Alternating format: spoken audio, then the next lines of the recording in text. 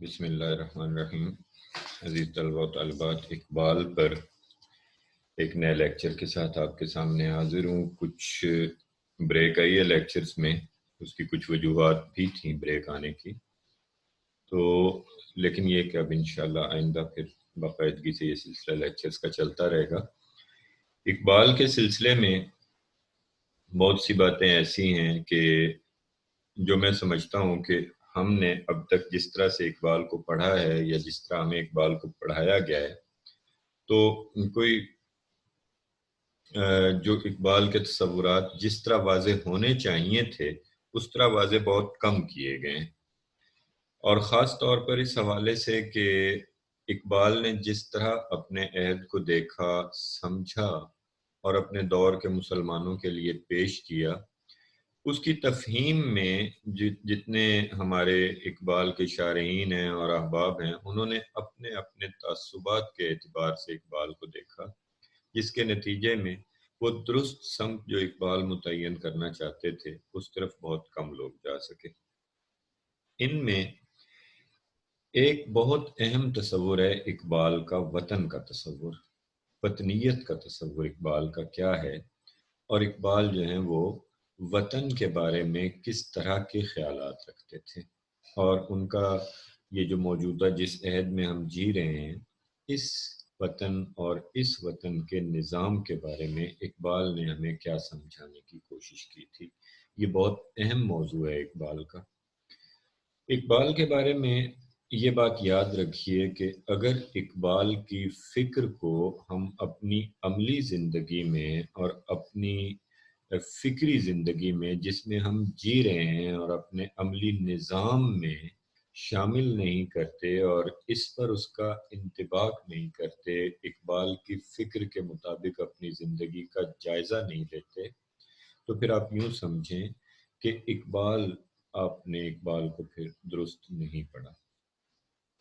جو آج کا میرا موضوع ہے، یہ موضوع کیوں اہم ہے کہ میں اکثر اپنے احباب سے، دوستوں سے سوال کیا کرتا ہوں کہ آپ جس نظام میں جی رہے ہیں، جس نظام کے تحت آپ اپنی رائے دوسرے کو دے دیتے ہیں، جس نظام کے تحت آپ اپنی رائے کا اختیار کسی اور کو دے دیتے ہیں کہ وہ آپ کے بہاف پر کہیں بیٹھ کر فیصلے کرے، اس نظام کے بارے میں ہم اور آپ کتنا جانتے ہیں؟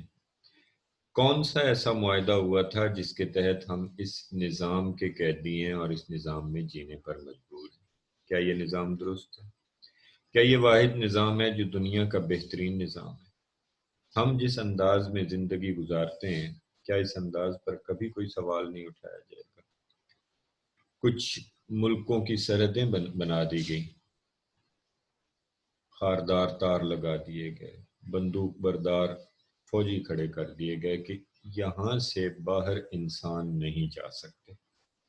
انسان تو آزاد تھا، وہ تو دنیا کے ایک سرے سے چلتا تھا اور دوسرے سرے تک چلتا چلا جاتا تھا۔ آخر کیا وجہ بنی کہ اس کو بند کر دیا گیا؟ اس کو جیسے بھیڑوں کا ایک گلہ ہوتا ہے، اس طرح اس کو ایک سرحد کے اندر بند کر دیا گیا، اور اس کے بعد کچھ ایسے فیصلے اس پر مسلط کر دیے گئے جنہیں وہ ماننے پر مجبور ہے۔ اسے علم نہیں کہ یہ فیصلہ کہاں ہوا، کیوں ہوا، کس نے کیا، لیکن وہ اس کو مانتا ہے۔ یہ کیا صورتحال ہے جس میں ہم جی رہے ہیں؟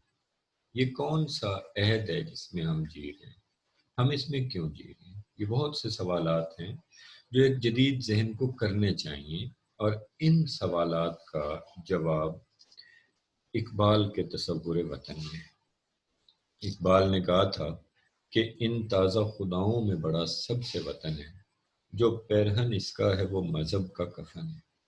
اس شعر پر کبھی کسی نے غور نہیں کی۔ ان تازہ خداؤں میں، اس میں اشارہ ہے ان تازہ خداؤں میں۔ کون سے تازہ خداؤں میں؟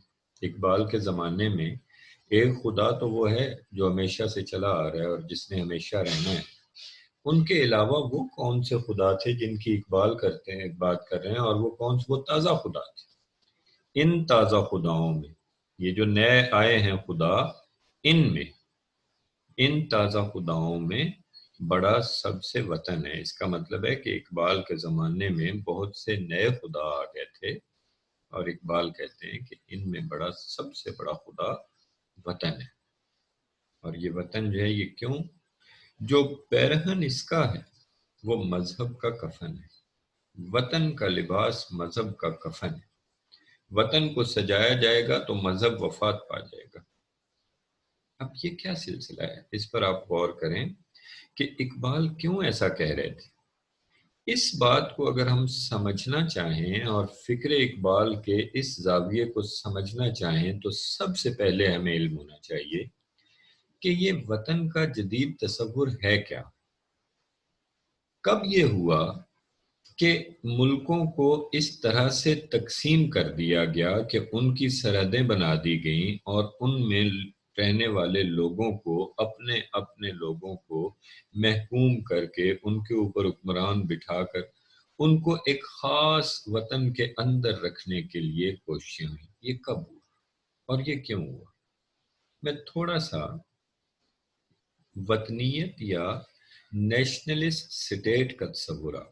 نیشنلسٹ سٹیٹ یعنی ایسی ریاست جس کا تصور قدیم دور سے ہٹ کر جدید وطن کے تصور پہ ہے. میں تھوڑا سا اس کے بارے میں آپ کو تاریخی طور پر اس کا پس منظر بتاؤں اور پھر میں آگے ان مباحث کی طرف آتا ہوں.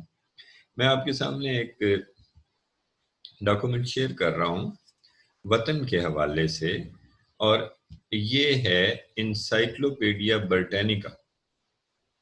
اس پر اس کا حوالہ موجود ہے آپ کے سامنے.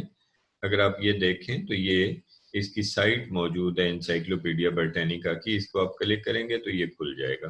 ٹھیک ہے، یہ سائٹ جو ہے یہ کھل جائے گی، اور اس کو اگر آپ کاپی کر کے تو آپ اس کو اپنے براؤزر کے اوپر رکھ کر نکالیں گے تو یہ کھل جائے گی سائٹ. اس پہ یہ پورا مضمون موجود ہے انسائکلوپیڈیا برٹینیکا پہ، اور یہ میں نے لکھ دیا ہے کہ یہ میں نے کس ٹائم اور کس ڈیٹ کو اس کو اپروچ کیا. یہ لکھنا ریفرنس کے لیے بہت ضروری ہوتا ہے. جب بھی آپ نیٹ استعمال کریں اور نیٹ سے کوئی چیز لیں تو اس طرح سے آپ اس کا ریفرنس دیں. یہ ایڈریس کہاں سے آیا ہے؟ یہ وہ ایڈریس ہے جو اوپر اس کے بار میں ہوتا ہے. اگر آپ دیکھیں تو آپ کے سامنے ایک میں یہ لا رہا ہوں، یہاں پہ ایک بار ہوتی ہے، ٹھیک ہے، جس کے اندر یہ ایڈریس ہوتا ہے. اگر آپ کو میں تھوڑا سا اس کا دکھانا چاہوں گا کہ کس طرح اس مضمون تک میں پہنچا ہوں، اس سے پہلے کہ ہم اس کو ڈسکس کریں تو میں آپ کو تھوڑا سا اس کا آئیڈیا دینا چاہوں گا تاکہ آپ اس کو کاپی کریں اور اس کو وہیں پر ہم جاتے ہیں اور یہاں ہم اس کو پیسٹ کر دیتے ہیں. اور جب ہم اس کو پیسٹ کریں گے تو یہ اس نے دے دیا ہمیں کہ یہ نیشنلزم پہ ہے، اور یہ آپ کے سامنے یہ آ گیا یہ مضمون جو میں آپ کے سامنے ابھی پیش کر رہا ہوں. یہ انسائکلوپیڈیا برٹینیکا کا ایک اس میں سے مضمون ہے. تو خیر یہ تو ایک سلسلہ ہے. تو یہاں پہ یہ مضمون کہتا کیا ہے، میں اس کے بارے میں تھوڑا سا، یہ ماڈرن نیشنلسٹ سٹیٹ کے بارے میں آپ کو بتاتا ہے کہ ماڈرن نیشنلسٹ سٹیٹ کیا ہے اور اس کا آغاز کیسے ہوا، اور یہ سٹیٹ جو ہے اس کے بارے میں مضمون. وہ کہتے ہیں nationalism is a modern movement. Throughout history, people have been attached to their native soil. یعنی تاریخ کے ادوار میں لوگ جو ہیں وہ اپنی مقامی زمین سے ہمیشہ سے وابستہ رہے ہیں. To the traditions of their parents, اپنے والدین کی روایات کے ساتھ ساتھ چلتے رہے ہیں.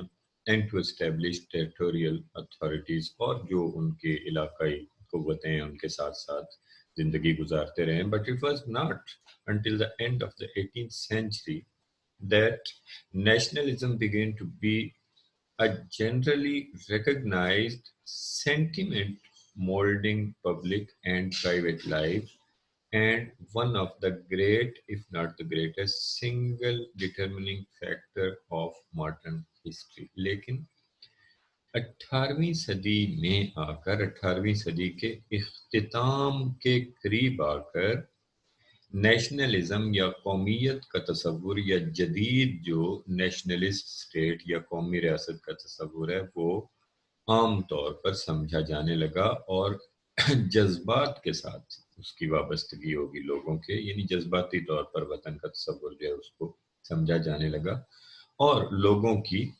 ذاتی زندگیوں پر اس کے بہت زیادہ اثرات پڑنا شروع ہو گئے، اور جدید تاریخ جو ہے اس کے روشنی میں سامنے آنے لگی۔ یہ جو بات کہی انہوں نے برٹینیکا میں، یہ بنیادی طور پر کیا ہے کہ 18ویں صدی کے اختتام سے نیشنلسٹک سٹیٹ کا تصور شروع ہوا، جس نے لوگوں کی جذباتی زندگیوں میں، یعنی جذبات کے ساتھ جو وابستہ ہو کر وطن کا ایک تصور دینا شروع کر دیا۔ اب یہ کیا تھا؟ 18ویں صدی کا اختتام کون سا زمانہ تھا؟ یہ 1770، 1780، 1790 کے دوران کی دہائیوں کا یہ دور ہے۔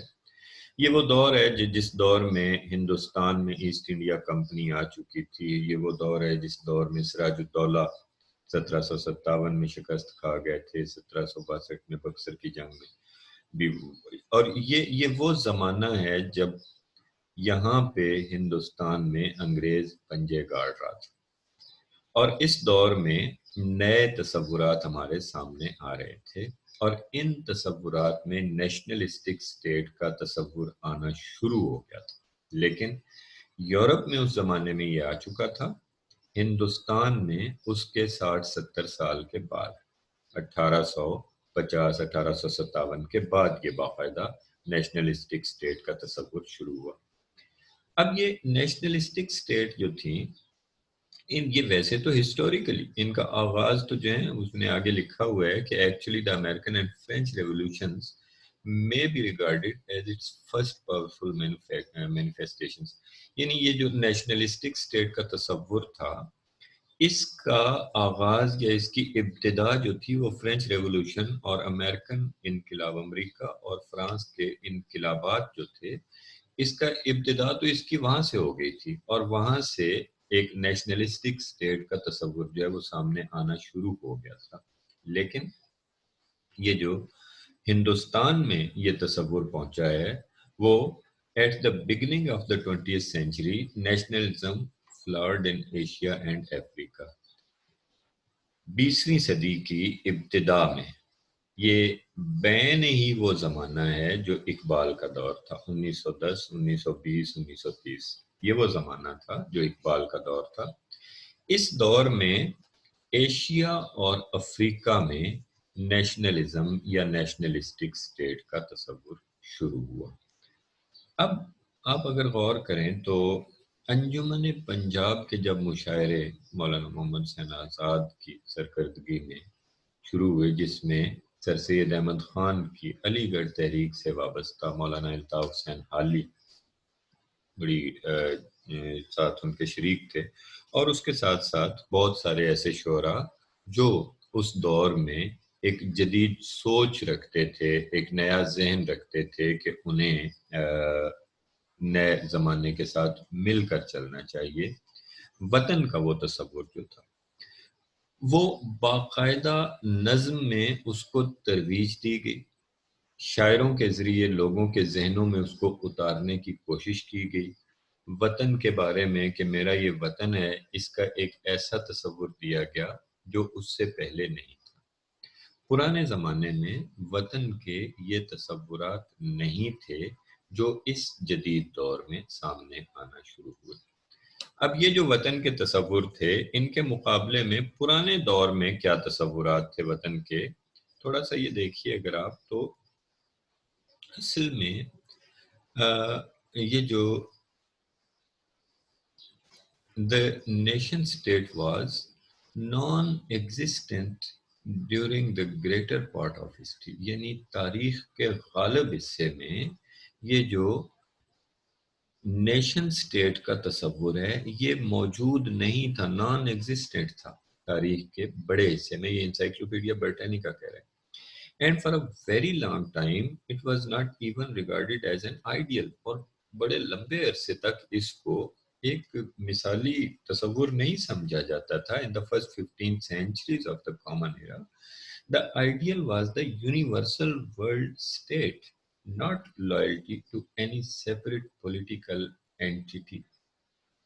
پہلی 15 صدیوں تک یہ جو جدید عہد ہے 2000 سال کا جس کو سمجھیں اب جدید دور میں کہا جاتا ہے، پہلی 15 سینچریوں تک جو ہے وہ یہ سمجھا جاتا تھا کہ انسان کی وفاداری پوری دنیا کے ساتھ ہونی چاہیے. پوری ایک دنیا جو ہے یونیورسل ورلڈ سٹیٹ ہے، پوری دنیا ایک ریاست ہے جس کے ساتھ انسان کی وفاداری ہونی چاہیے، کسی خاص خطے کے ساتھ نہیں ہونی چاہیے. اب یہ جو خاص خطہ ہے اس کی کیا پہچان؟ یعنی جس طرح ہم اب کہتے ہیں کہ پاکستان ایک وطن ہے، یا جرمنی ایک وطن ہے، یا برطانیہ ایک وطن ہے، یا فرانس ایک وطن ہے، اس طرح الگ الگ نہیں کیا جاتا تھا. یہ جدید ماڈرن نیشنلسٹک سٹیٹ تھی جس میں یہ الگ الگ تصورات پیش کرنا شروع ہوئے. ٹھیک ہے، اب اس سے پہلے کہ میں آگے بڑھوں اس پر اور نیشنلسٹک سٹیٹ کے جو کانسیپٹ ہیں ان کے بارے میں مزید کوئی بات کروں، میں تھوڑا سا اب کی توجہ اس طرف دلانا چاہتا ہوں کہ یہ ایسا ہوا کیوں، یہ جدید ریاستیں اس طرح سے کیوں بنائی گئی، کیا وجہ تھی، کون سی ایسی کروٹ بدلی تہذیب نے، یا کون سا ایسا واقعہ ہوا جس کی وجہ سے وہ پرانے زمانے کا جو ایک عالمی ریاست کا تصور تھا، جو پوری دنیا کو ایک ریاست سمجھنا اور اس کے ساتھ وفاداری رکھنے کا تصور تھا، وہ بدل گیا اور ایک نیا تصور سامنے آیا جس میں دنیا کو تقسیم کر دیا گیا چھوٹے چھوٹے حصوں میں جن کو آج ہم ملک کہتے ہیں. اور 18ویں صدی کے یہ آغاز سے 18ویں صدی کے وسط سے یہ سلسلہ شروع ہوا اور چلتے چلتے یہ 19ویں صدی کی ابتدا میں یہ ملکوں کی سرحدیں بننا اور اپنی اپنی فوجیں بننا اور اپنا دفاع کرنا اور دوسروں کو اپنے ملک میں نہ آنے دینا اور اس قسم کے سلسلے شروع ہو گئے. یہ تمام کیوں ہوا، اس کی کیا وجہ تھی؟ یہ سب ایک سلسلہ فطری نہیں تھا، یہ نیچرل نہیں تھا. نیچرل یا فطری فلو تو وہی تھا جو پرانے زمانے میں تھا. اب اس کی وجہ بنیادی طور پر ہمارے ہاں عام طور پر اس پر غور نہیں کیا جاتا، لیکن اس پر لکھنے والوں نے بہت کچھ لکھا ہے. میں تھوڑا سا آپ کو اس کی ریزن بتانے کے لیے کہ اس کے پیچھے کیا محرکات تھے یہ آئیڈیا دے دوں کہ یہ در حقیقت یہ زمانہ زری دور سے صنعتی دور کی طرف انقلاب کا زمانہ تھا. زری دور کیا تھا کہ جب سینٹر آف دا اٹینشن یا سینٹر آف پاور جو ہے، یعنی مرکز جو قوت کا تھا وہ زمین تھی جہاں سے پیداوار ہوتی تھی. چنانچہ جو زمیندار تھا وہ سب سے طاقتور تھا، لیکن صنعتی دور میں جو پیداوار کا مرکز تھا وہ صنعت بن گئی. اب جیسے جیسے صنعتوں نے ترقی کی اور جیسے جیسے پیداوار صنعتوں کی بڑھنا شروع ہوئی، ان کے لیے منڈیوں کی تلاش ہوئی، کیونکہ جب تک پیداوار بیچنے کے لیے جگہ نہیں ہوگی تو منڈیاں نہیں ہوں گی. اب منڈیوں کی تلاش میں اور خام مال کی تلاش میں ملک نکلنا شروع ہوئے ادھر ادھر، اور یہ نوآبادیاتی نظام شروع ہوا دور دور تک. پہلے خاص طور پر ہندوستان اور افریقہ، یہ دو ایسے، ایشیا اور افریقہ دو ایسے خطے تھے، ہندوستان خاص طور پر اور افریقی ممالک، جن کو کلونائز کر لیا گیا، جن کو اپنی نوآبادیات بنا لیا گیا. ایسٹ انڈیا کمپنی ہے یہاں پہ، انہوں نے اس کو نوآبادی بنایا، اپنی نوآبادیات میں شامل کیا ہندوستان کو. اور یہ سلسلہ شروع ہوا کہ ان ممالک سے ان کے وسائل، ان کا خام مال، یہ سب کچھ لیا جائے اور اپنی صنعتوں کو ترقی کی دی جائے. لیکن اس کے ساتھ ساتھ یہ ممالک منڈیاں بھی تھے جہاں چیزیں بیچی جاتی تھیں. تمام ممالک اپنی اپنی منڈیاں بن گئی. عوام جو ہے ان کو ظاہر ایک گاہک کے طور پر دیکھا جانے لگا صنعتی دور کی پیداوار کے لیے. اب جہاں صنعتی دور کے اور یہ اس جدید سوچ کے بہت سے فائدے ہیں، وہاں اصل میں بنیادی بات جو ہے ہم فکر کی بات کر رہے ہیں. اقبال کی فکر پر میں آنا چاہتا ہوں کہ وطن کے بارے میں وہ کیوں برا سمجھتے تھے. اس کی بنیاد یہ تھی، یہ جو جدید وطن کا تصور تھا، اس کی بنیاد یہ تھی کہ صنعتوں کا مال بیچنے کے لیے اپنی اپنی منڈیاں تیار کی گئیں. اپنی اپنی منڈیاں تیار کی گئیں اور ان منڈیوں میں موجود لوگوں کو دو مقاصد تھے یہ اس باؤنڈری کے اندر، لوگوں کے ان سرحدوں کے اندر، کہ ایک تو ان سے صنعت کے لیے اپنے نظام کے لیے کام لیا جائے اور دوسرا انہیں وہ اشیاء بیچی جائیں، اس طرح وہ صنعت کا پہیہ چلانا مقصود تھا۔ اس سلسلے میں ایک بہت اہم کتاب ہے جو میں آپ کو ریفر کرنا چاہتا ہوں اور آپ کے سامنے اس کو پیش کرنا چاہتا ہوں اس کتاب کو اس وقت۔ یہ کتاب جو ہے یہ آپ کے سامنے، یہ کتاب ہے تھرڈ ویو۔ یہ کتاب اس کی ایلون ٹافلر کی لکھی ہوئی کتاب ہے تھرڈ ویو اور دا تھرڈ ویو، اور یہ کتاب جو ہے یہ 1980 میں لکھی گئی تھی۔ جو آپ کے سامنے نسخہ ہے یہ اس کا پہلا نسخہ نیو یارک سے جو چھپی تھی۔ ایلون ٹافلر بہت بڑا فلسفی ہے اور اس کی کتاب، اس کی پہلی کتاب 1970 میں آئی تھی جس کا نام تھا فیوچر شاک، اور یہ دوسری کتاب ہے جس کا نام ہے تھرڈ ویو۔ یہ کتاب جو ہے یہ ان چند کتابوں میں سے ہے جن کے بارے میں سمجھتا ہوں کہ تھوڑی سی ہے مشکل کتاب ذرا سے پڑھنا، اس کے بیسک فلسفے کو سمجھنا، لیکن کوشش کی جائے تو کوئی زیادہ نہیں۔ کہ میں یہ سمجھتا ہوں کہ یہ کتاب ان چند کتابوں میں سے ہے کہ ادب کے اگر آپ طالب علم ہیں اور آپ زندگی کو سمجھنا چاہتے ہیں اور اس کے فلسفے کو سمجھنا چاہتے ہیں تو یہ کتاب آپ کو لازمی پڑھنی چاہیے۔ اب تو غالباً اس کے کچھ ترجمے وغیرہ بھی اردو میں شاید لوگوں نے کیے ہیں۔ یہ کتاب میں آپ کو تھوڑا سا اس کے بارے میں بتاؤں کہ یہ کہتا کیا ہے بندہ۔ ایلون ٹافلر نے انسانی تہذیب کو 3 حصوں میں تقسیم کیا ہے، جس کو وہ پہلی لہر، دوسری لہر اور تیسری لہر کہتے ہیں۔ پہلی لہر زری دور کی تھی۔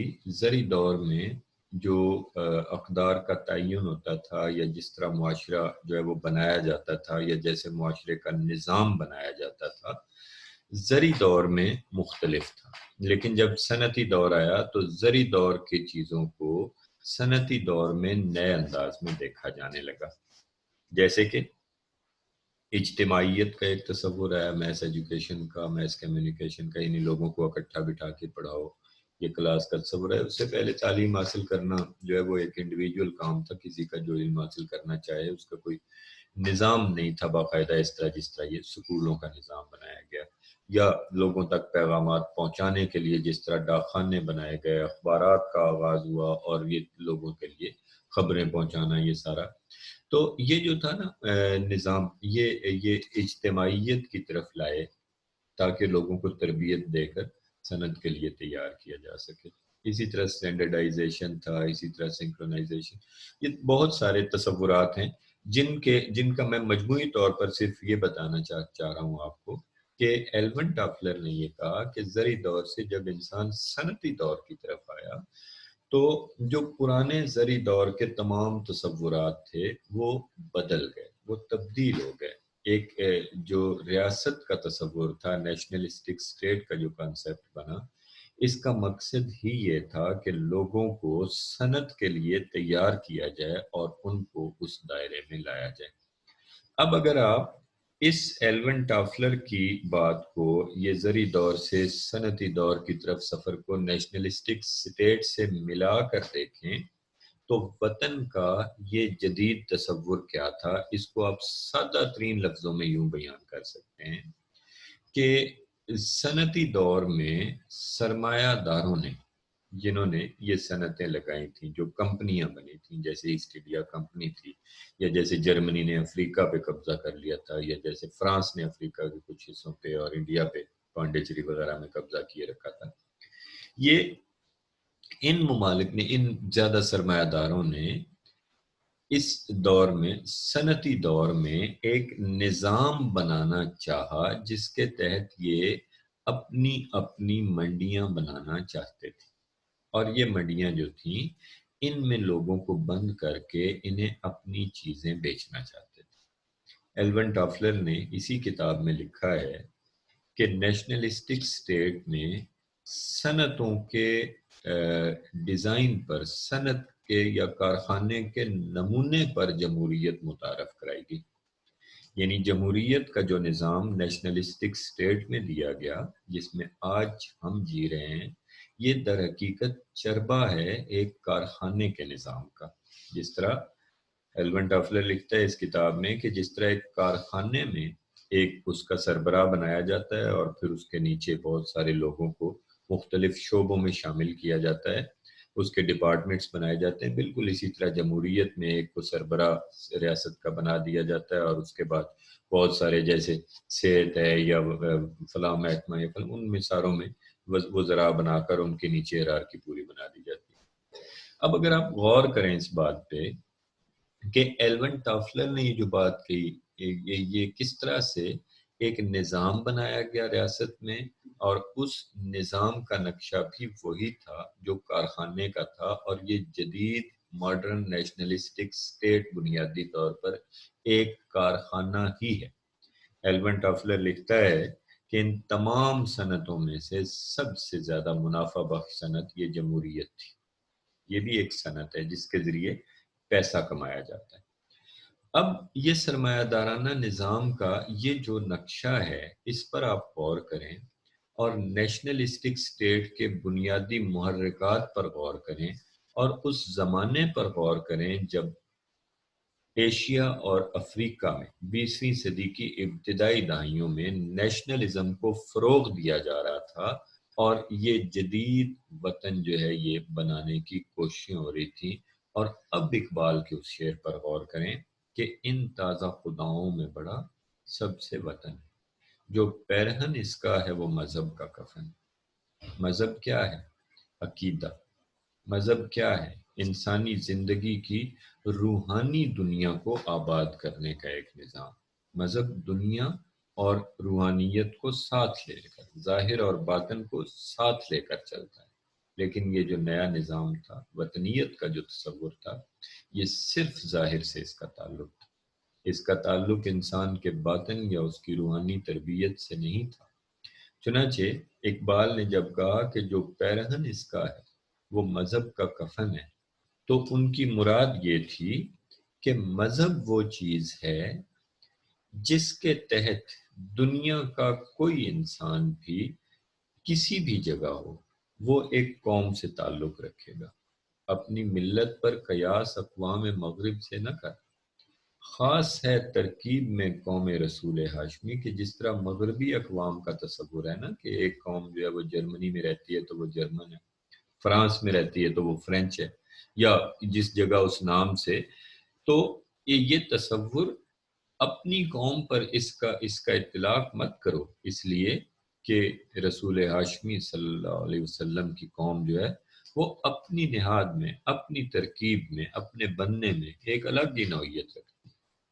تو اس زمانے میں بھی جب یہ نیشنلسٹک سٹیٹ آئی ہے، یہ جو مضمون جس کا میں نے آپ کو حوالہ دیا ہے انسائکلوپیڈیا برٹینیکا کا، اس میں لکھا ہوا ہے اس نے، رائٹر نے، جو اس کے رائٹر کا، تو اس میں کہا ہوا ہے کہ یہ نیشنلسٹک سٹیٹ کے تصور سے پہلے دنیا میں دو ہی قسم کی سٹیٹس کا، ایک جو تھے وہ کرسچین تھے اور ایک مسلمان تھے، اور اسلام اور عیسائیت جو ہیں یہ دو مختلف اس میں تقسیم تھی دنیا۔ لیکن یہ جو نیشنلسٹک سٹیٹ کا کانسیپٹ تھا جس کے بارے میں اقبال نے اتنی سخت سٹیٹمنٹ دی، اور اقبال نے کہا کہ یہ کفن بن جائے گا مذہب کے لیے، اس تصور کے اقبال سخت خلاف تھے، اور اس تصور کو اقبال سخت ناپسند کرتے تھے۔ چنانچہ اقبال نے اس نیشنلزم کے بارے میں واضح طور پر اس بات کا اظہار کیا کہ یہ نظام جو ہے یہ بہتر نظام نہیں ہے۔ میں اس سلسلے میں آپ کو پتہ ہے میں اپنے لیکچر میں جب بھی کوئی ایسی سلسلہ آتا ہے تو میں کچھ نمائندہ چیزیں شامل کرنے کی کوشش کرتا ہوں کہ اقبال نے کون سی ایسی جگہ ہے کہ جہاں پہ اس نیشنلسٹک سٹیٹ کے تصور کو بہت وضاحت سے بیان کیا ہے۔ نظم خضر راہ، بانگ درا میں جو شامل نظم خضر راہ میں اقبال نے ایک حصہ شامل کیا ہے جس کا نام ہے سلطنت۔ حضرت خضر سے اقبال سوال کرتے ہیں نا کہ سلطنت کیا چیز ہے ایک شروع کے حصے میں، تو اس کا جواب جو ہے وہ وہاں دیا گیا ہے سلطنت کے عنوان کے تحت۔ میں تھوڑا سا اس کے بارے میں آپ کو بتانے سے پہلے آپ کو یہ تھوڑا سا حصہ سلطنت والا دکھانا چاہتا ہوں کہ یہ کون سا حصہ ہے جہاں پہ اقبال نے یہ کہا ہوا ہے۔ جی ہم اس میں تھوڑا آگے بڑھیں گے تو یہ ہے نظم سلطنت کا وہ حصہ خضر راہ کا جو سلطنت کا۔ کے نام سے شامل ہے۔ آ بتاؤں تجھ کو رمز آیا ان الملوک، سلطنت اقوام غالب کی ہے ایک جادوگری، خواب سے بیدار ہوتا ہے ذرا محکوم مگر، پھر صلح دیتی ہے اس کو حکمراں کی ساحری۔ پوری نظمیں انشاءاللہ اس کو بھی پڑھتے ہیں، لیکن سوال یہ پیدا ہوتا ہے کہ یہ جو لفظ ہے سلطنت، یہ کیا ہے؟ اس سے اقبال کی کیا مراد ہے؟ یہ سلطنت کیا ہے جو اقبال نے پوچھا تھا حضرت خضر سے کہ یہ سلطنت کیا چیز ہے؟ ٹھیک ہے، یہ در حقیقت ماڈرن نیشنلسٹک سٹیٹ کے بارے میں اقبال نے سوال کیا تھا حضرت خضر سے کہ یہ جو موجودہ دور میں سلطنت آئی ہے مجھے اس کے بارے میں بتائیں۔ ٹھیک ہے، تو مطلب زندگی کے بارے میں پوچھا اور سلطنت کے بارے میں پوچھا، اور مطلب اس کے کشمکش کے بارے میں جو مزدور اور سرمایہ دار کی اس دور میں چل رہی تھی، اشتراکیت کا نظام تھا، اس بارے میں پوچھا۔ تو اقبال نے جب حضرت خضر سے یہ سوال کیا سلطنت کیا چیز ہے، تو واضح طور پر اقبال کا مفہوم اس سے کسی قدیم زمانے کا، قدیم دور میں تو یہ جھگڑا تھا ہی نہیں، یہ اس ماڈرن نیشنلسٹک سٹیٹ کے بارے میں سوال تھا۔ ڈاکٹر رفیع الدین ہاشمی نے جو اقبال کی طویل نظمیں، ان کی جو ہاشمی صاحب کی جو کتاب میں خضر راہ کا، یہ آپ کے سامنے ہے اقبال کی طویل نظمیں، ڈاکٹر رفیع الدین ہاشمی کی کتاب ہے، اور اس میں یہ وہ جگہ ہے جہاں پہ خضر راہ کا یہ حصہ ہاشمی صاحب نے ڈسکس کیا ہے۔ یہ پہلے اس سے زندگی کے بارے میں ہے نا، زندگی اس سے پہلے ہے نا کہ یہ گھڑی میشر کی ہے تو عرصہ ہے میشر میں، پیش کر غافل عمل کوئی اگر دفتر میں، یہ وہ حصہ ہے وہ صداقت کے لیے جس دل میں مرنے کی طرف پہلے اپنے، میں نے اقبال کے تصور حیات میں آپ کو کچھ بتایا۔ اب ذرا اس سے آگے بڑھتے ہیں، تو یہاں پہ سلطنت کے بارے میں جو سوال کیا تھا اس کا جواب حضرت خضر نے دیا ہے، اور میں نے آپ سے جیسے کہا کہ یہ ماڈرن نیشنلسٹک سٹیٹ کے بارے میں اقبال کا سوال تھا، لیکن ہاشمی صاحب نے، میرے استاد محترم ہیں ڈاکٹر رفیع الدین ہاشمی، اور بہت اقبالیات ان کا عظیم کام ہے، لیکن مجھے ایسے لگتا ہے مطلب ان کا اپنا طرز فکر ہے ہاشمی صاحب کا کہ وہ اس کو تھوڑا سا یہاں پہ جدید ریاست کے حوالے سے، ماڈرن نیشنلسٹک سٹیٹ کے حوالے سے انہوں نے نہیں دیکھا۔ ہاشمی صاحب نے یہ حصہ جو خضر راہ کا ہے اس کو قدیم ملوکیت اور شہنشاہیت کے تصور سے دیکھا ہے۔ یہ میرے خیال میں ایسا نہیں تھا، اور انہوں نے یہ لکھا ہوا ہے کہ اقبال ایک راسخ العقیدہ مسلمان ہونے کی حیثیت سے اللہ تعالیٰ کی حاکمیت پر یقین رکھتے تھے۔ اقبال تمیدن سلطانی و حاکمیت کے اس بنیادی اصول اور انسانی برہمنیت کے مختصر تذکرے کے بعد خواجگی کی قدیم صورت شہنشاہیت اور ملوکیت کی بیان کی طرف آتے ہیں۔ یہاں پہ ایسا نہیں ہے۔ ایک ہاشمی صاحب نے آگے مزید لکھا ہے کہ قدیم ملوکیت کی بنیاد ہوس کے پنجہ خونی اور جبر و استبداد پر استوار تھی۔ وضاحت کے لیے اقبال نے رمز آیا نر ملوک کہہ کر قرآنی تلمی کا سہارا لیا ہے، سورہ نمل میں آتا ہے۔ یہ آگے اس کی طرف ہم آتے ہیں۔ یہ اصل میں ڈاکٹر رفیع الدین ہاشمی اقبال کی نظم کے اس حصے کی طرف آ رہے ہیں کہ سلطنت، خضر راہ کے کہ سلطنت کیا ہے، اس کے بارے میں جو سوال ہوا ہے، اور اس پر جو جواب آیا ہے حضرت خضر کی طرف سے کہ آپ بتاؤں تجھ کو رمز آیا ان الملوک، سلطنت اقوام غالب کی ہے ایک جادوگری۔ یہاں بڑے واضح اشارے ہیں کہ یہ ماڈرن جدید نیشنلسٹک سٹیٹ کی بات کر رہے ہیں اقبال، اور ہاشمی صاحب جو قدیم ملوکیت اور خلافت کے تصور کی بات کر رہے ہیں، یہ وہ نہیں ہے۔ یہاں پہ اقبال نے سب سے پہلے آپ غور کریں اقوام غالب کی سلطنت۔ اقوام غالب کون تھی نوآبادیاتی دور میں؟ اقوام غالب کوئی قدیم دور کی کوئی اقوام نہیں تھی، یہ برطانیہ تھا، اور یہ فرانس تھا، اور یہ جرمنی تھا، جنہوں نے اپنی صنعت کے زور پر کمزور قوموں کو مغلوب کر لیا تھا، اور اقبال ایک کمزور قوم میں بیٹھ کر ان غالب اقوام کی اس سلطنت کی بات کر رہے ہیں، اور سوال یہ ہے کہ ان غالب اقوام کی یہ سلطنت کیا ہے جس کے بارے میں حضرت خضر سے پوچھا ہے، اور حضرت خضر کہتے ہیں کہ آؤ میں تمہیں بتاتا ہوں کہ رمز آیا ان الملوک کیا ہے؟ ان الملوک آیت قرآن پاک کی، اور اس آیت میں کیا رمز ہے؟ یہ آیت کیا ہے؟ یہ دیکھیے، ان الملوک اذا دخلوا قریۃ، یعنی یہ بادشاہ جب کسی ملک میں گھس جاتے ہیں تو اسے خراب اور اس کے عزت والوں کو ذلیل کر دیتے ہیں۔ یہ سورہ نمل کی آیت نمبر 34 ہے، اور یہ وہ مقام ہے کہ جب حضرت سلیمان علیہ السلام کا قاصد جو ہے وہ ملکہ سبا کے پاس گیا تھا، اور کسی درباری نے ملکہ سبا کے کہا کہ ٹھیک ہے آنے دیں ان کو، بادشاہ کو آنے دیں، کیا حرج ہے؟ تو ملکہ سبا نے اس کے جواب میں یہ بات کہی تھی کہ جب یہ بادشاہ کسی قریے میں داخل ہوتے ہیں، کسی ملک میں گھس جاتے ہیں، تو اس ملک کو یہ خراب کرتے ہیں اور وہاں کے عزت والوں کو ذلیل کر دیتے ہیں۔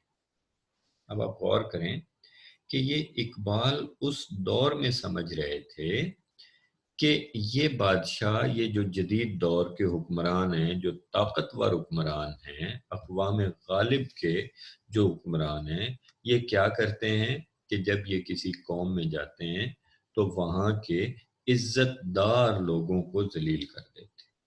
اور کیسے ذلیل کرتے ہیں کہ وہاں کے کم عزت والے لوگ، وہاں کے جو آسانی سے بکنے والے لوگ ہوتے ہیں، ان کو حکمران بناتے ہیں، ان کو غالب کر دیتے ہیں اور عزت داروں کو نیچے کر دیتے ہیں۔ اب یہ واضح طور پر، بالکل واضح طور پر نو آبادیاتی دور کے حکمرانوں کے تصور وطن کی بات ہے۔ نو آبادیاتی دور کے وہ حکمران جنہوں نے اپنی صنعتوں کے فروغ کے لیے ماڈرن نیشنلسٹک سٹیٹ کا کانسیپٹ دیا، جدید وطن کا تصور دیا، اور یہ جو صنعتی ترقی کے نام پہ انہوں نے ملکوں کی جس طرح سے سرحدیں بنائیں اور ان کو محدود کیا اور تقسیم کر کے رکھ دیا، جس کی وجہ سے دنیا کے تمام مسلمان جو تھے وہ حصوں میں تقسیم ہوتے چلے گئے۔ اقبال اس ملک کی اور اس ریاست کی بات کر رہے ہیں۔ اب اگر آپ غور کریں تو جب اس ریاست کی بات کرتے ہیں تو در حقیقت اقبال اقوام غالب کی اس جادوگری کی بات کر رہے ہیں جس کے تحت وہ اپنے محکوموں کو خواب غفلت میں رکھتے ہیں۔ محکوم کو خواب میں رکھنے کا طریقہ اب آگے آ رہا ہے کہ وہ کیسے ہے کہ خواب سے بیدار ہوتا ہے ذرا محکوم، اگر جب محکوم 1857 کی جنگ لڑتا ہے اور اس میں ناکام ہوتا ہے، جب محکوم کچھ عرصے کے بعد پھر سر اٹھانا شروع ہوتا ہے کہ تم ہمیں کس طرح محکوم بنا کر رکھ سکتے ہو، تم تو کوئی اور ہو، ہم کوئی اور ہیں، یہ جگہ ہماری ہے، وہ آزادی کا جب خواب دیکھتا ہے تو پھر اسے کیسے سلایا جاتا ہے، کس طرح جادو سے اس محکوم کو سلایا جاتا ہے۔ اب یہ اقبال کے خیالات جو میں آپ کے سامنے پیش کر رہا ہوں، کیسے سلایا جاتا ہے کہ جادو محمود کی تاثیر سے چشم ایاز دیکھتی ہے حلقہ گردن میں ساز دل بری۔ محمود اور ایاز یہ تلمی دو، ایک آقا اور غلام کی، محمود آقا اور ایاز غلام، کہ آقا اپنے غلام پر ایسا جادو کرتا ہے کہ اس کے اثر کی وجہ سے اس غلام کی گردن میں جو غلامی کا طوق پہنایا گیا ہے وہ اسے اپنے گلے کا ہار سمجھتا ہے۔ یعنی وہ نظام جو انگریز اس دور میں ہندوستان والوں پر مسلط کر رہے تھے، اور جو تمام نو آبادیاتی حکمران، یہ اقوام غالب اپنے اپنے محکوموں پر جو نظام مسلط کر رہی تھی، وہ نظام کیا ہے کہ حقیقت میں وہ غلامی کا حلقہ ہے جو ان کی گردنوں میں ڈالا گیا ہے، اور یہ اس جادو کی وجہ سے اسے ساز دلبری سمجھ رہے ہیں۔ یعنی یہ نظام جو نو آبادیاتی دور کے حکمرانوں نے اپنے محکوموں کو دیا تھا، وہ نظام کیا ہے؟ انہیں غلام بنانے کا ایسا طریقہ کہ جسے یہ خوش دلی سے قبول کرتے ہیں، جسے یہ بڑے آرام سے سمجھ جاتے ہیں، توڑ دیتا ہے. اچھا خون اسرائیل آ جاتا ہے آخر جوش میں, توڑ دیتا ہے کوئی موسیٰ طلسم سامری, حضرت موسیٰ کی جو تلمیح کے ساتھ, کہ جب انہوں نے وہ سامری جادوگر کا جو بچڑا بنایا گیا تھا وہ توڑ دیا تھا, کہ لوگ دھوکے میں آ جاتے ہیں, لوگ اس کو خدا سمجھنا شروع ہو جاتے ہیں, لوگ اس کی پوجا, اس نظام کو مقدس سمجھ لیتے ہیں. یہ خدا کا تصور کیا ہے؟ کبھی آپ غور کریں کہ وہ عقیدت جو عقیدہ بن کر ہمیں اپنے خالق کے اس میں لاتی ہے, اس کو تسلیم ہم کرتے ہیں, اور ہمارے دلوں میں وہ عقیدت جو عقیدہ جو ایمان بھر دیتا ہے, جب ہم اس عقیدے کو کسی بھی چیز ایسی سے وابستہ کر لیتے ہیں جو دنیاوی ہے, تو پھر وہ عقیدت اور ہمارا وہ عقیدہ جو ہے وہ اس کو خدا بنا دیتا ہے. سر جھکاؤ گے تو پتھر دیوتا ہو جائے گا. یعنی سر ہم اتنا جھکاتے ہیں پرستش کی, یہاں تک کہ اے بت تجھے نظر میں سبوں کی خدا کر چلے, کہ ہم اس کی پرستش کرتے ہیں اور وہ خدا بن جاتا ہے. وہ بچڑا کیا تھا؟ وہ سونے کا بنا ہوا جس میں سے آواز نکلتی تھی, وہ ایک دنیاوی چیز تھی, لیکن لوگوں نے اس کی پرستش کر کے اس کو خدا بنا لیا. اور جب وہ خدا بناتے ہیں تو پھر کوئی موسیٰ جوش میں آتا ہے اور وہ اس طلسم کو توڑ دیتا ہے. کوئی نہ کوئی رہنما آتا ہے جو لوگوں کو حقیقت بتاتا ہے کہ دیکھو یہ جھوٹ ہے تمہارے چاروں طرف.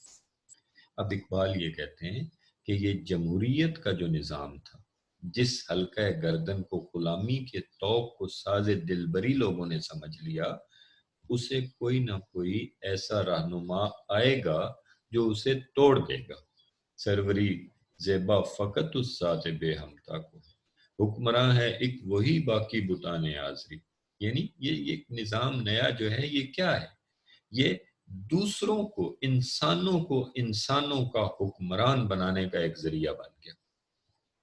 ٹھیک ہے, دیکھیے اب جب آپ اقبال کے اس کے خودی کے تصور کو پڑھتے ہیں, اقبال کی خودی کا تصور جمہوریت سے براہ راست متصادم ہے. اقبال کے نزدیک اقبال سمجھتے تھے کہ یہ دیکھیے, آپ اس کو ذرا غور کریں, اگلا شعر جو اس کا ہے, از غلامی فطرت آزاد را رسوا مکن. یہ جو نیا نظام ہے اس میں, یہ جو اقوام غالب ہیں اس میں, تمہیں یہ جو سلانے کے لیے, محکوموں کو سلانے کے لیے جو جادوگری کی گئی ہے اس میں, یہ جو تمہاری گردنوں میں غلامی کا حلقہ پہنا کر اسے ساز دلبری کہا جاتا ہے, اس نظام میں در حقیقت تم اپنی آزاد فطرت کو غلام کر کے رسوا کر دیتے. تا تراشی خواجہ از برہمن, خواجہ از برہمن کافر تری. کیوں بنا لیا تو نے ایک ایسا مالک جو برہمن سے بھی زیادہ کافر. غور کریں آپ کہ اقبال کہہ کیا رہے ہیں, کہ تم جمہوریت میں یہ جو گلے میں ساز دلبری پہن کر خوش ہو رہے ہو, یہ غلامی ہے. اور یہ کیسی غلامی ہے کہ یہ اس برہمن سے بھی برا مالک تم نے بنا لیا جو بتوں کی پوجا کرواتا تھا. خود بنایا, اپنے ہاتھوں سے بنایا.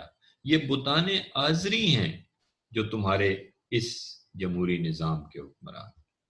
اب پھر یہاں تک بھی چلیے, کوئی شک رہ جاتا ہو سکتا ہے کہ اقبال اس موجودہ جمہوریت کے بارے میں یہ بات کر رہے ہیں, اور جو صنعتی دور میں وطن کے نام پر جو نظام مسلط کیا گیا, اور جس کے بارے میں ایلون ٹافلر تھرڈ ویو میں یہ کہتا ہے کہ اس نظام کا سب سے بڑا ہتھیار, سب سے بڑی صنعت جمہوریت, اس کے بارے میں اقبال کہہ رہے ہیں.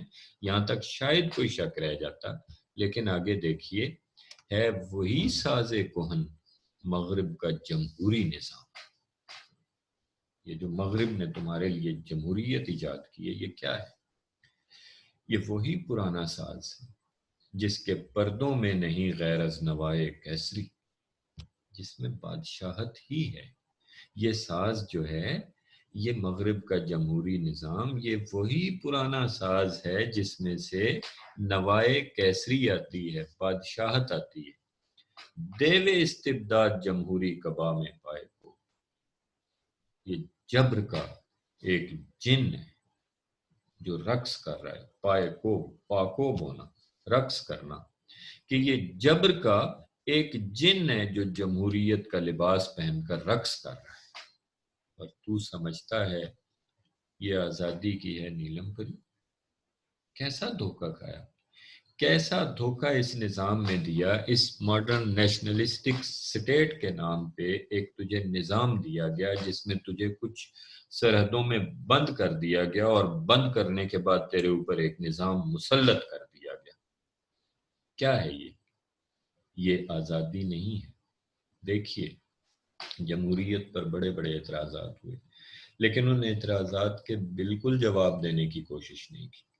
قرآن پاک میں عوام کے بارے میں کہا گیا تھا کہ عام لوگوں کے، کہ یہ کل انعام ہوتے ہیں، یہ تو جانوروں کی طرح ہوتے ہیں۔ ان میں اگر ہر آدمی میں اتنا شعور ہوتا تو پھر یہ سارے نظام کیوں بنتے، یہ درجے انسانوں کے کیوں ہوتے، پیغمبریاں کیوں ہوتی؟ یہ شعور دینے کے لیے ہی تو پیغمبر آتے تھے۔ لیکن جمہوریت کیا ہے کہ وہ ایک آدمی کے شعور پہ بھروسہ کرتی، اور اس پر جو اعتراضات کیے گئے وہ ایسے ایسے اعتراضات ہیں کہ جن کا جواب یہ جدید دنیا نہیں دے پائی۔ ہندوستان کا ایک سیاستدان تھا انا ہزارے، اب بھی ہے، جس کو مطلب غیر مؤثر کر دیا گیا، اس کو کسی سائٹ پہ لگا دیا گیا ہے۔ انا ہزارے نے ایک اعتراض کیا تھا کہ اگر آپ الیکشن کرواتے ہیں اور ان الیکشن کے نتیجے میں 10 امیدوار سامنے آتے ہیں میرے حلقے سے، اور مجھے 10 کے 10 ناپسند ہیں، تو میں کیا کروں؟ جمہوریت اسے یہ جواب دیتی ہے کہ اگر تمہیں 10 کے 10 ناپسند ہیں تو تم بے شک گھر بیٹھے رہو، ووٹ نہ دو، لیکن بندہ پھر بھی منتخب ہو جائے گا اور تمہاری رائے کا استعمال کرے گا۔ ٹھیک ہے، اس کا نتیجہ کیا ہوا کہ بہت سے ملکوں میں، خاص طور پر جو ترقی پذیر ملک ہیں یا جو نوآبادیات میں محکوم رہیں، ان ملکوں میں 15 20% صرف ووٹ کسی جماعت کے ہوتے ہیں، اور وہ حکمران بن جاتی ہے اور ملک کے فیصلے کرنا شروع کر دیتی ہے اور سب کے نام پہ فیصلے کرتی ہے۔ تو یہ جو نظام ہے، اس کا انا ہزارے کو جواب نہیں دیا گیا۔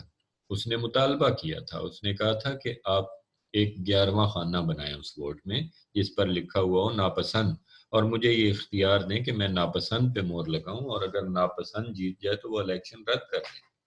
لیکن اس کی بات کو کسی نے جواب دینے کی کوشش نہیں کی۔ آپ اپنے معاشرے کی غالب اکثریت کو چوائس ہی نہیں دیتے، ان کو یہ اختیار ہی نہیں دیتے کہ وہ اپنی رائے کا اظہار کر سکیں، چنانچہ وہ مجبوری میں یا برادریوں کے دباؤ میں یا رشتہ داریوں میں کبھی کسی نے یہ سوچ کر، اور یہ ویسے بھی یہ جو سوشل حرکیات، جو سماجی حرکیات کے عالم ہیں، وہ انسانوں کے عمل اور ارادے میں بہت فرق ہوتا ہے۔ یہ ایک الگ بحث ہے، جس پر ایک پوری کتاب ایک موجود ہے، بڑی خوبصورت کتاب ہے، کسی وقت ملا، invisible hand, theory of invisible hand, وہ انشاءاللہ تعالی میں آپ کے سامنے وہ بھی پیش کروں گا کہ یہ سماج میں انسان جو عمل کرتے ہیں اس میں جو وہ چاہتے ہیں، اس کے جو عواقب ہیں ان پر ان کی نظر نہیں ہوتی۔ تو بہر صورت جمہوریت پر جدید دور میں بے شمار اعتراضات کیے گئے، لیکن ان کو کسی نے بھی درخور اعتنا نہیں سمجھا، کیونکہ ایک منافع بخش کاروبار ہے جمہوریت، جس میں لوگ جو ہیں وہ اپنی کمائی کا غالب حصہ جو ہے وہ اندیکھے حکمرانوں کے حوالے کرتے رہتے ہیں اور وہ عیاشی کرتے رہتے ہیں۔ تو اقبال نے سیدھا کہا تھا کہ یہ تو ایک استبداد ہے۔ استبداد لفظ پر غور کریں، بڑے شاعر کا کوئی لفظ فالتو نہیں ہوتا۔ استبداد کیا ہے کہ آپ کو ایسے بے بس کر دینا کہ آپ ایک کام کرو، اس کو آپ کو علم ہے کہ یہ کام غلط ہے، آپ کو علم ہے کہ مجھ پر ظلم ہو رہا ہے، آپ کو علم ہے کہ میں مجبور ہوں، لیکن آپ پھر بھی وہ کریں گے۔ تو استبداد کا جن جو ہے یہ رقص کر رہا ہے، اور تم اسے سمجھ رہے ہو کہ یہ آزادی کی نیلم پری ہے. اور جمہوریت میں اب طریقہ کیا ہوتا ہے لوگوں کو کہ مجلس آئین نیشنل اسمبلی بنا دی ہم نے تمہارے لیے. اصلاح، ہم نے اصلاحات جاری کر دی، نئے نئے قوانین ہم نے بنا دیے جناب. زرعی اصلاحات جاری کر رہے ہیں ہم، بڑے زمینداروں سے زمین لے کر چھوٹوں کو. اصلاحات یہ سب. اور رعایات، تمہیں سبسڈیز دی جا رہی ہیں. اب سنتے ہیں نا یہ الفاظ. اور حقوق، اور تمہارے بیسک رائٹس ہیں ان کا ہم پروٹیکشن کریں گے. جمہوریت کا کام کیا ہے؟ یہ طالب علموں کو سکھایا جاتا ہے. جب جس زمانے میں ایچیسن کالج میں تربیت دیتا تھا طالب علموں کو، تو ایک بڑا مقبول ایک چیز ہوتی تھی کہ اچھا جناب، ایک ڈیموکریٹک ایک سٹیٹ جو ہوتی ہے، ایک جمہوری جو ریاست ہوتی ہے، اس کے فرائض کیا ہے. تو وہ فرائض بتائے جاتے تھے کہ provision and protection of the basic rights of the people, لوگوں کے بنیادی حقوق جو ہیں ان کو مہیا کرنا اور پھر ان کا تحفظ کرنا. بنیادی حقوق کی بات کی جاتی ہے. اور یہ کیا ہے؟ اقبال اس پر کیا تبصرہ کرتے ہیں کہ طب مغرب میں مزے میٹھے نثر خواب آوری. یہ مغرب کی حکمت ہے، یہ مغرب کے طب ہے، اور اس میں مزے بڑے میٹھے ہیں. اس کے جب آپ منہ میں آپ کے جائے گی نا یہ دوائی، تو اس کا مزہ میٹھا ہوگا، لیکن یہ آپ کو سلا دے گی. کیا مطلب؟ کہ یہ جتنی چیزیں ہیں ان کے تحت لوگوں کو خواب غفلت میں گم کر دیا جاتا ہے، ان سے ان کا اصل چھین لیا جاتا ہے، وہ آزاد رہتے ہی نہیں. اور پھر یہاں تو اقبال بہت ہی واضح ہو گیا کہ گرمی گفتار اعضائے مجالس علما. مجالس کیا ہے؟ یہ مجلس آئین والی مجالس، یہ والی یعنی مجالس اسمبلیاں، نیشنل اسمبلی اور سینٹ. اب اس میں کیا ہوتا ہے کہ اس کے ممبران اعضائے مجالس، ممبران نیشنل اسمبلی اور پارلیمنٹ کے جو ممبر ہیں، ان کی گرمی گفتار سے اللہ پناہ دے، ایسی تقریریں کرتے ہیں. کیا تقریریں ہو رہی ہوتی ہیں وہاں. اور وہ تقریریں کیا ہوتی ہیں؟ حقیقت کیا ہے ان تقریروں کی؟ یہ بھی ایک سرمایہ داروں کی ہے جنگ زرگری. میں نے ہی وہی بات کہہ دی جو ایلون ٹافلر نے کہی تھی کہ سرمایہ دارانہ نظام میں یہ اسمبلیاں پیسہ بنانے کی جنگ کرتی ہیں. جمہوریت ایک صنعت ہے جو پیسہ بناتی ہے، اور اس میں پیسہ حاصل کرنے کے لیے ان مجالس میں جنگ ہوتی ہے. اس سراب رنگ و بو کو گلستاں سمجھائے تو یہ تو رنگ و بو کا ایک سراب تھا، یہ تو ایک دھوکہ تھا، تم نے اسے گلستان سمجھ لی. آہ اے ناداں قفس کو آشیاں سمجھائے تو. کیسا بے وقوف کہ تجھے پنجرے میں بند کر دیا گیا اور تو نے اس کو آشیانہ سمجھ لی. اب آپ ذرا غور کریں، سمجھیں اس بات کو کہ اقبال کا وطن کا تصور کیا تھا. انہوں نے جو کہا تھا کہ ان تازہ خداؤں میں بڑا سب سے وطن ہے، جو پیرہن اس کا ہے وہ مذہب کا کفن ہے.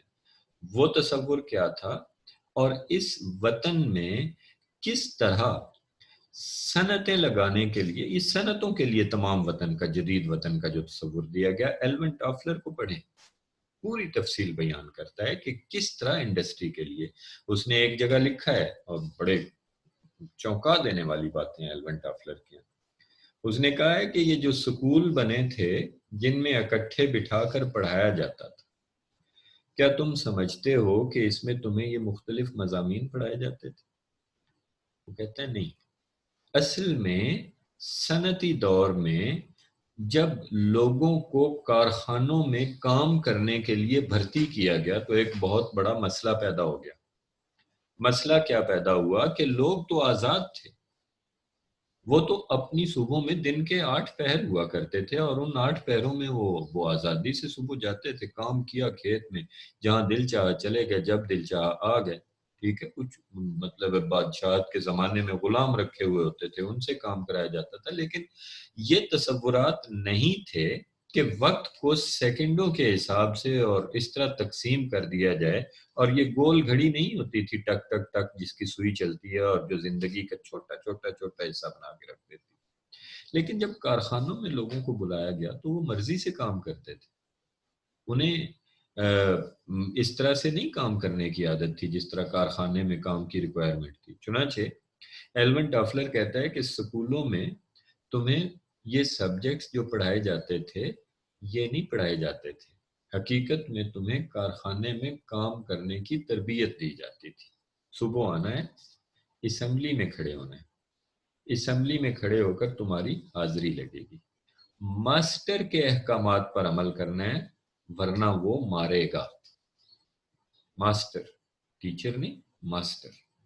ماسٹر مارے گا، اس کے احکامات پر عمل کرنا ہے اور اس کے بعد اپنے اپنے یونٹ میں چلے جانا ہے، اپنی اپنی جگہ چلے جانا ہے. اور ایلون ٹافلر نے جو بہت باریک بات کی ہے، اور ایک کام کو بار بار کرنا ہے اور اس سے بیزار نہیں ہونا. آپ ایک ہی طرح کے سوال روز حل کرتے تھے، ایک ہی روٹین پہ رہتے تھے، حتیٰ کہ جب اس سکول سے طالب علم فارغ ہو کے اس کالج سے نکلتا تھا تو وہ اس قابل نہیں رہ جاتا تھا کہ اس میں جرأت اقدام ہو یا وہ خود اپنا کچھ کر سکے. یوں قتل سے بچوں کے وہ بدنام نہ ہوتا. افسوس کہ فرعون کو کالج کی نہ سوجی. اکبر الہ آبادی نے اس دور میں کہا تھا کہ یہ کالج جو ہے یہ تو نوجوان کو ختم کر کے رکھ دیتا ہے. یہ جو نظام تعلیم تھا، یہ جو انگریزوں نے نوآبادیاتی دور میں نظام تعلیم دیا تھا، اس نظام تعلیم نے جرأت اقدام چھین لی. نوجوان کالج سے فارغ ہونے کے بعد نوکری کی تلاش کرتا ہے کہ میں بہت اچھا نوکر بن گیا. یہ تو خیر لمبے موضوعات ہیں ان پر کہ کس طرح سے زندگی میں اپنا کام کیا ہے، آجر بننا ہے یا اجیر بننا ہے، یہ مختلف موضوعات ہیں. بہرحال اب اقبال نے یہ کہا کہ یہ جو نیشنلسٹک سٹیٹ ہے جس میں بہت سارے نظام بنا کر لوگوں کو محکوم رکھا گیا، لوگوں کو اپنا غلام بنایا گیا اور اس انداز میں بنایا گیا کہ لوگوں نے اس غلامی کو اپنے گلے کا ہار سمجھ کر قبول کر لیا، یہ نظام جو ہے اس پر اقبال بات کرتے ہیں. اور وطن کا جو اقبال کے یہاں تصور ہے در حقیقت وہ ان تمام تصورات کو اپنے اندر سمیٹ کر رکھتا ہے. اقبال کی تصور شاہین زد بانگ کے شاہینم و کارم بزمیں چیست، صحراست کے دریاست تہ بالو بھرے ماست. کہ آواز لگاؤ، نعرہ مارو کہ میں تو شاہین ہوں، میرا زمینوں پر کیا کام ہے، صحرا ہوں یا دریا ہوں میرے پروں کے نیچے سے گزر جاتے ہیں. اس آزاد انسان کا تصور، اور وہ تصور اقبال لے کر چلتے ہیں تو اقبال کو نظر آتا ہے کہ یہ جو جدید ریاست کا تصور ہے، یہ جو ماڈرن نیشنلسٹ اسٹیٹ کا تصور ہے، یہ جو وطن کا تصور ہے، یہ انسان کی اس صلاحیت کا قاتل ہے. اور اس نئے نظام میں جو جمہوریت کے نام پہ نظام لوگوں پر مسلط کیا گیا ہے وہ در حقیقت غلامی کا ایک حلقہ ہے، اور اس کو اتنی خوبصورتی سے دھوکہ لوگوں کو دیا گیا ہے کہ وہ اس کو اپنے گلے کا ہار سمجھ کر قبول کر لیتے ہیں.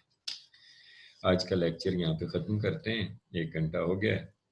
تو انشاءاللہ تعالی اگلے لیکچر میں آپ کے ساتھ پھر ملاقات ہوگی، اور امید ہے کہ انشاءاللہ نیکسٹ لیکچر جب ہمارا ہوگا تو اس میں ہم زیادہ اب مزید انشاءاللہ زیادہ ریگولرلی ہم یہ سارے لیکچر جو ہیں ان کو کر سکیں گے. جی، تب تک کے لیے خدا حافظ.